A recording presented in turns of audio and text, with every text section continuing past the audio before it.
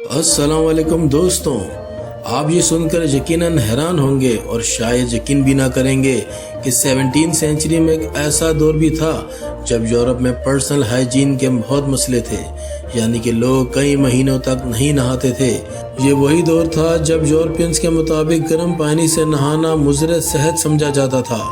एक historian Jules Harper के मुताबिक गर्म पानी से इंसानी जिस्म कमज़ोर होता है क्योंकि जिल्द के पोर्स खुलने की वजह से उसमें जरासीम आराम से दाखिल हो जाते हैं। दोस्तों, 17वीं सेंचुरी ही वो दौर था जब फ्रांस के एक ताकतवर बादशाह किंग लुइस द 14, जिनको सन किंग भी कहा जाता था, वो अपनी पूरी जिंदगी में सिर्फ 3 दफा नहाए थे।